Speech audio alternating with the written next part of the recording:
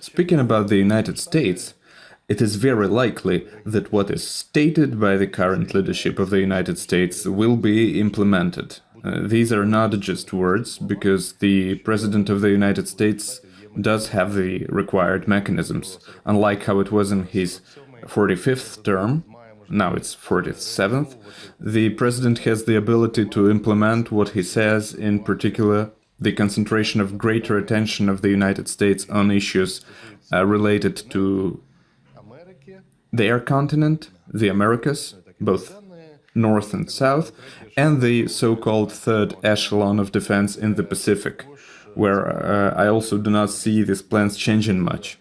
Of course, there will be a certain global interest, but the concentration of efforts will be there, plus the Middle East. We should not be surprised by this. In fact, the concept of countering China has been in place for a long time and is being implemented by this government as well. What is important? Tactical actions are important. The strategy was known. There is a problem of understanding tactical actions, and in this regard, the European Union, after the speech of the US Vice President at the Munich conference, realized that it urgently needs to look for its own solutions in the field of security and defense. And now, I will tell you, for us to understand how belated the reaction of the European Union is, I want to remind you that at one time the Western European Union was created without the United States, which was an analog of NATO, and as a result of all the efforts of European countries to unite and create a common defense enterprises, and find a common solution to the nuclear umbrella, eventually it all resulted in the fact that these organizations ceased to exist. Therefore, the conclusion is that Europe is not yet ready to deal with the issue of financing all orders. 60% plus are American investments in Europe, and close the issues with even certain types of weapons, starting with strategic aviation aircraft, ending with specific means of communication, which is surprising. And, for example, the same space assets in which Europe is significantly behind its competitors, the United States, and we also need to keep a close eye on China, because China is building up its capabilities. Despite the fact that today we have become more optimistic about our European partners, the problems they had remain. And now I just have very specific questions for them. The first question is whether they realize that in the dilemma of concentrating resources to defend their borders and using the current situation to support Ukraine, it will be cheaper, more effective, and ultimately more just to use their capabilities on the territory of Ukraine today. Even during the peace negotiations in Ukraine, Russia may be preparing for another test or land invasion of Europe. And this is a real threat that is understood by the defense and intelligence community in Europe. That is, all threats are realized. There is still no dynamism, no speed of use of means, no full understanding of the tactics, how to do it today. Some elements are, of course, much better now than they were before. France is providing airplanes, a 2 billion package has just been announced, Norway is providing 8 billion, so the process is underway. But they announced some 40 billion, and now they've taken a step back, with the statements being said that they may give this money to rebuild Ukraine. That is, we, Ukraine, must first of all cement their resolute positions. It doesn't matter what the coalition will be called. Decisive, willing, courageous. It should be a coalition of effective countries. That is, peace enforcement is not about involving the whole world. It is the involvement of countries that have weapons and can add real components to forcing the enemy to peace. In this case, Russia, of course, because Russia is the aggressor, Russia has violated everything, and this must be done immediately. Training centers, veteran pilots flying Mirage and F-16 aircraft, our joint defense production in Ukraine and military protection of our partners, etc. All of these things need to be done. Thus, the war in Ukraine and the return of Donald Trump have put Europe in the position of having to create its own autonomous defense system and economic independence. The time when Europe received cheap energy from Russia and military protection from the United States is over, and today Europe must create its own powerful armed forces capable of conducting full-fledged hostilities without the participation of the United States. And today we can already observe such processes. Obviously, Europe does not want to spend money on this. Sometimes it cannot spend money on this. Some EU member states have different views, and there are those who have exactly the same views but are not members of the European Union, such as the UK, for example. But despite this, life itself pushes the European Union and Europe to address these issues. And that is why Germany has abolished the constitutional provision and norms that limited the budgetary funding of the army, and the future Chancellor Merz has made it clear that he intends to spend tens of billions of euros on security. The European Commission has relaxed budgetary criteria to give EU countries more opportunities to finance defense. The plan of additional military spending of 800 billion euros presented by Ursula von der Leyen, of which 650 billion will be financed by national budgets, will be implemented, and an amendment was adopted there. Here it is generally about Germany, that these billions of euros unblocked by Germany can be used to provide assistance to third countries, including Ukraine. France is the only EU country that possesses nuclear weapons, has an independent intelligence system, the DGSE, and is the only EU representative on the UN Security Council, if we do not take into account the United Kingdom, which is not in the EU but is essentially an ally. At the moment, the French nuclear forces alone are not enough to completely replace the American defense, but they can become the basis of a future European nuclear force.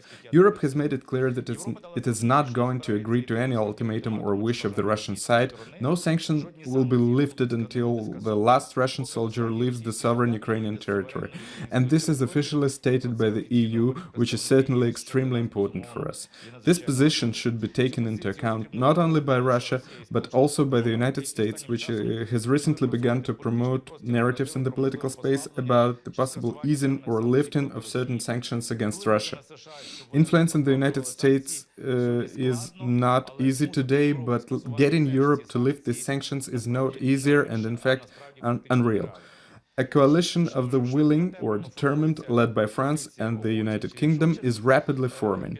Today we are no longer talking about ephemeral peacekeepers, but about a very specific stabilization force of European countries that will be deployed in Ukraine as one of the components of guarantees of our country's security, and importantly, no one in Europe is interested in Russia's position on this issue. President Macron has made it very clear. He said that no one will ask Russia anything. Next, very important is the decision to send the chiefs of the General Staff of Great Britain and France to Ukraine. This is a replacement of American military coordination in matters of strategic and operational planning of military operations, preparation for the presence of European troops on the territory of Ukraine, and the transition of relations between the leading European countries and Ukraine to the level of a de facto military alliance. This is also important in the context that Britain took over the coordination of activities in Ramstein after the United States had effectively withdrawn from such coordination.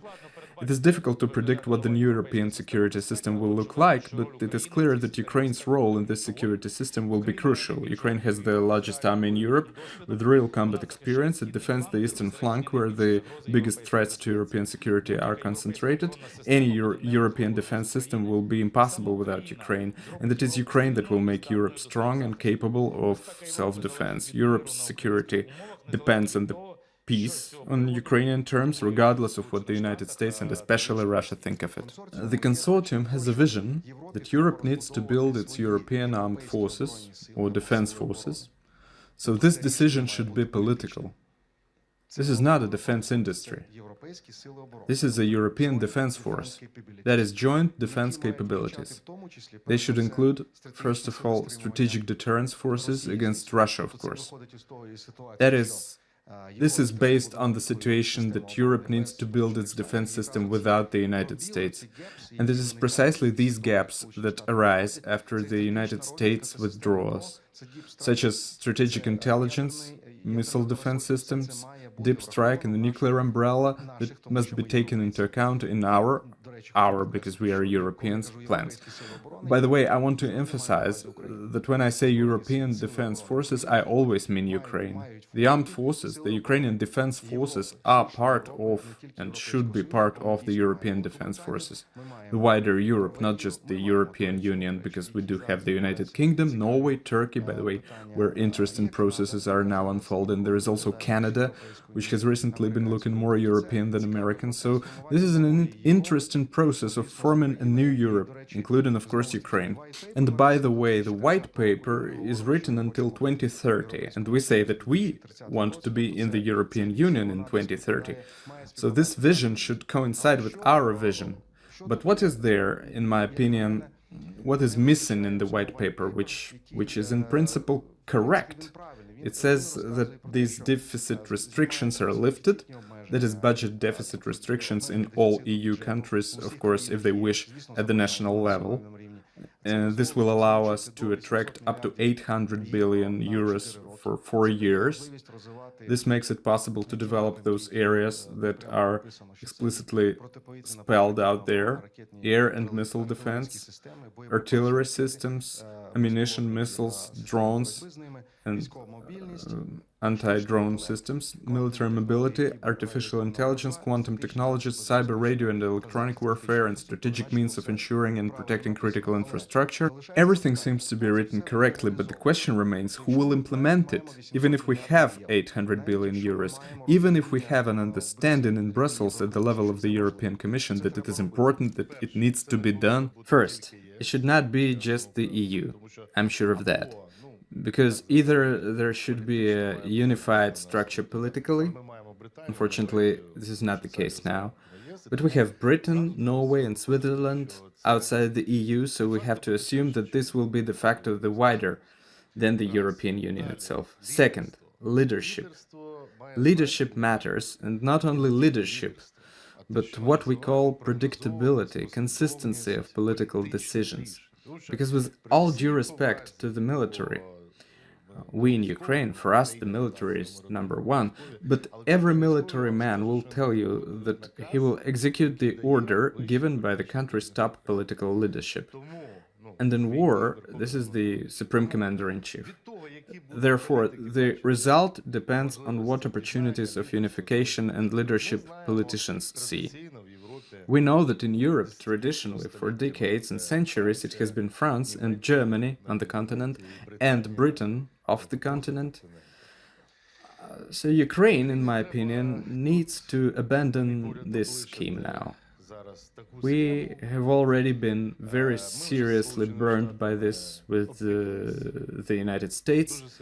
We have seen that policy can change, therefore we need to look at three things. First, who is ready right now? And I wouldn't look at any, country size or anything like that. Every country that is helping Ukraine now is our biggest partner. We have no allies yet. We will have allies if we have these joint contingents and actions. Therefore, my personal vision is that, in tactical terms, it is the United Kingdom, which is ready to go further than just statements and has already gone further in actions. From the moment of the large-scale invasion, when other capitals, Berlin and Paris, let's be honest, this is already known now, we're speculating on how many days it would take to occupy Ukraine, Britain actually had a different approach. They used special operation forces to evacuate their citizens, but it was a decisive approach. That is why the UK and the prototype of the Expeditionary Corps are more understandable to me now at this point. These are the Baltic states that understand that they are very close to this threat, because according to our military intelligence there are 6 scenarios, and my previous knowledge of the situation also confirms this. There are 6 scenarios of an attack on countries that are, in this case, both NATO members and members of the European Union. These are directions of Poland, the direction of the Baltic countries, that is, there is a specific threat that exists right now. The Russians are creating an army. The Russians are planning to hold the West 2025 exercise in Belarus, starting in September. And we know how the previous exercises ended. By the way, President of Ukraine Volodymyr Zelensky spoke about this. The creation of 10, 12 divisions according to intelligence and threats on the border of Lithuania and Poland. In this bottleneck, the 98 kilometers Suwalki Gap to the Kaliningrad enclave, or in the direction of the Baltic states. That is, there are very specific threats right now where I see quick possible actions with the UK, the Baltic states, and possibly the Scandinavian states. Expansion. How to formalize it? I have a somewhat more global vision of a regional defense alliance. That is, Ukraine should say that we have no idea what NATO will decide and when, but our strategic goals remain. Because I believe that without the United States, these issues cannot be resolved in the nearest future, but the tactics and the creation of a sub-regional defense alliance are already a matter of urgency. What is written in the 2030 white paper for Ukraine? There are two chapters.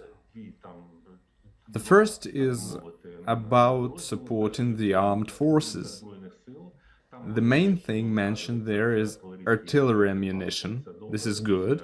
We also need to help with drones to produce them on Ukraine's request, and in general, help is good. It mentions air defense, and we need a lot of it, which is good. And there is a little mention of deep-range missiles. That is, it probably does not mean what we understand by strikes into the depth of the territory, but simply deep frontline strikes. Rather, these are some tactical and operational measures. They are mentioned a little bit, this part, and the training of Ukrainian forces at the level of brigades and battalions.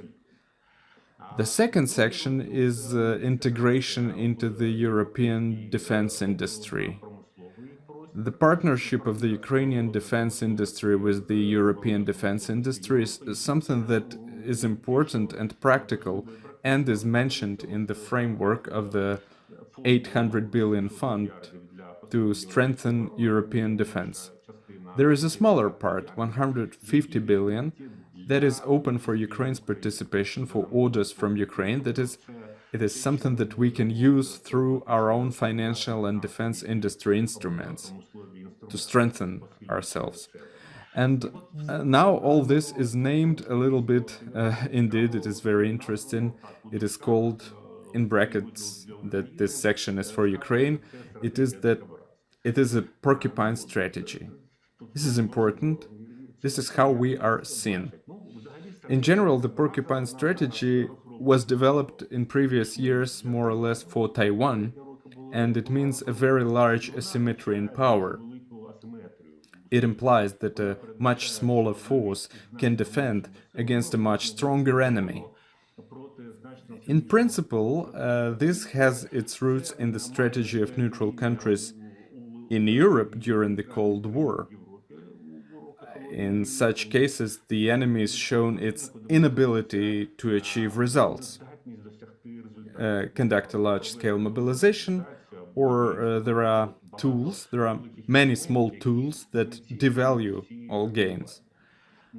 By and large, in this context, we are now talking about territorial defense, technologically advanced, but not at the level of battalion groups, but at the level of brigade groups, with a large air defense system. And actually, it cannot be said that this approach has no logic. It turned out to be correct, as it seemed obvious to Europeans at the beginning of the year 2022, at the beginning of the large-scale invasion, when it seemed that Ukraine had nothing at all, but there were columns coming, and yet with small groups, with small means, we managed to stop the whole machine, and it almost crumbled, the whole Russian military machine. But on the other hand, if we talk about Taiwan, there is a very big asymmetry there. there are, say, 150,000, maybe 130,000, something like that, Taiwanese troops against several million Chinese troops, the People's Army of China. But we have a different situation now, 800,000 against a million or a million and a half is not an idea to allow yourself to be attacked and then tear the enemy apart from the inside. Still, I think the situation is different for us, and there is something to think about. I do not rule out that the Europeans really feel some kind of uncertainty about what they are offering. Yes, they have 800 billion for the entire EU, 150 billion for Ukraine's participation, but it seems to me that they are not ready to even say that we are ready to deter Russia. I am currently in Europe, and I've held meetings with large leading global companies, American, Polish, British, and German. What I want to say: first, we should not rely too much on Europe in terms of military assistance. I don't mean material and technical, but human. To be honest with you, Europe is not even ready to defend its borders. The level of technological development that European companies have is very often not applicable in the territory where they are located. There are many examples on this. The way drones fly, launched right next to military bases and airports. The way FSB agents feel quite normal, who can periodically blow up things that are strategic. I'm talking about the Czech Republic in the recent explosions at the same enterprise where this has already happened before. Not to mention the power outage at Heathrow, and so on. I want to tell you more. In Germany, for you to understand, it is virtually impossible to test a drone with a warhead because they have green legislation that prohibits attaching warheads to a drone. And German companies often go to other training grounds to do tests, or they agree with Americans, with American military bases, and we tested an anti-aircraft system once, and the Americans gave us some territory, but it can often not be used effectively because it is a small sector where you cannot shoot all the things you need, and you cannot test this equipment. So, to summarize the first part,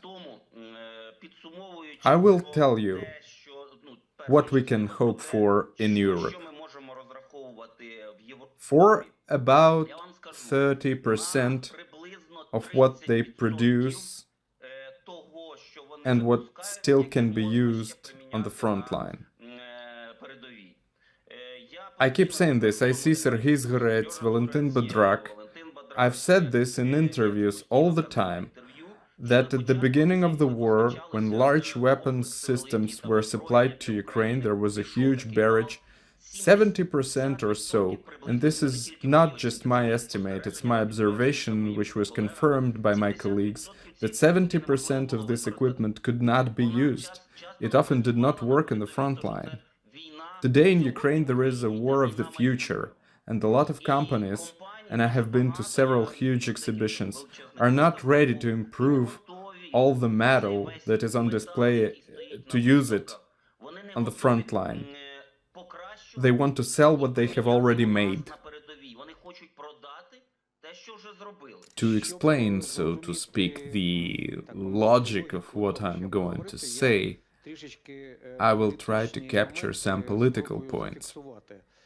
Ukraine is now in a very unfavorable situation. The United States is pursuing an unprecedented destructive policy, anti-Western and anti-Ukrainian. We need to understand that. And I'm not sure that we should say, as our colleague Valeriy Borovyk said, that we should forget for 4 years. No. We will certainly need to work with the United States, but I think that somewhere around the NATO summit at the end of June, we will understand which camp the Trump administration is in. And if it turns out to be not in our camp, not in the Western camp, then there is a lot that we and European countries need to do more quickly and more decisively than it's been done. About the Europeans, I want to confirm that Europeans not only do not want to fight, but will not fight. Europeans, well, except for Ukraine, we are Europeans too, but the EU countries and the European part of NATO will fight only from the moment the Russian Federation attacks them. In principle, it's getting there, but when can it happen? Now I want to mention that just the day before yesterday, or yesterday it seems, the head of German intelligence said that an attack on NATO could take place before 2030. Once again, Western analytical services demonstrate their very poor understanding of what is happening in Russia. They name conditions. One of the conditions is if Ukraine falls, if the war ends quickly. So, if the war ends quickly, if it is frozen, Russia will be ready to attack NATO countries somewhere around 2027. And if the United States continue its current policy, even in 2026.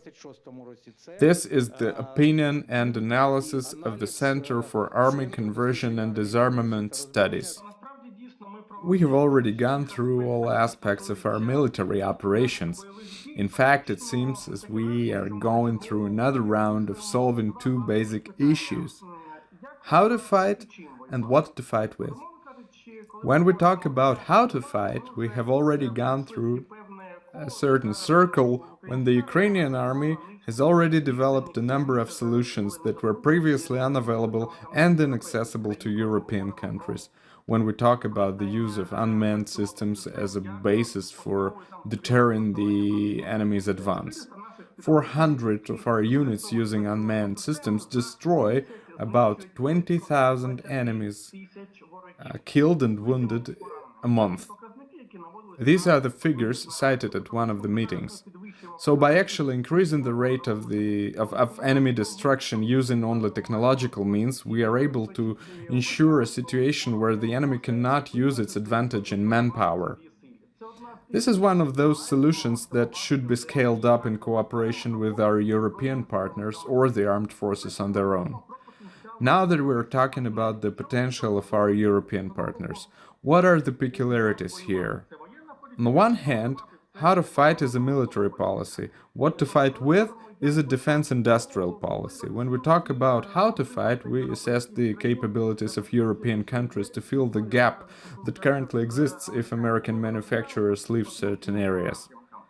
At least 20 European experts were interviewed about the basic directions of strengthening European capabilities.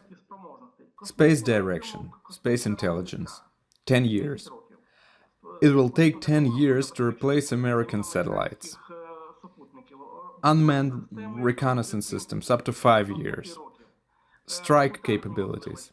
Indeed, Europe currently lacks strike capabilities with a range of more than 1,000 kilometers. There is a program to create a long-range missile with a range of more than 1,000 kilometers, with a time frame of up to 10 years. Creation of a command and control system that will allow for the management of European troops without the American component for 3-5 years.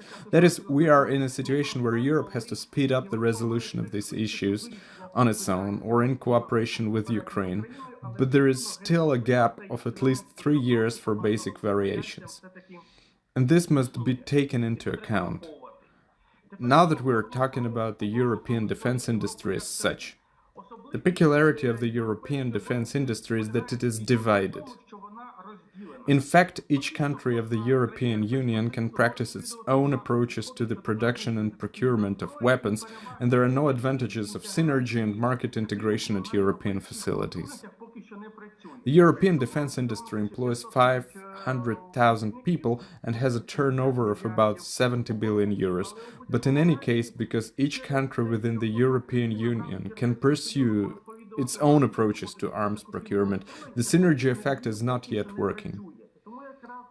Therefore, with regard to this white paper of the European Union, which guides changes until 2030, it is very important that these funds we're talking about are transformed into game-changing and concrete projects that will be based on the realities that exist on the battlefield and on Ukraine's experience.